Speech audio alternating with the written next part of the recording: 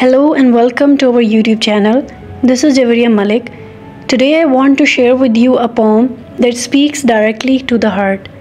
A poem is about the silent listener, the keeper of secrets, and the reflection of our deepest emotion.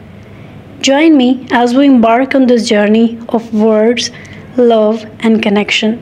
Let the moonlight guide us and our heart be the compass. Do you know the silent listener who knows the secret of the world and yours? He knows the history of the world from Adam till now. Everyone naturally feels attraction towards him. And the most fascinating thing is, he doesn't put allegation on someone. You are free to talk to him. So don't worry. He doesn't ask any question from you.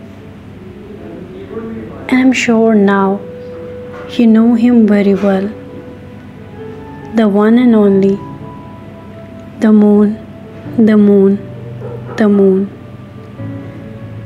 Because he is the reflection of your heart, and moonlight is the twinkle of your love.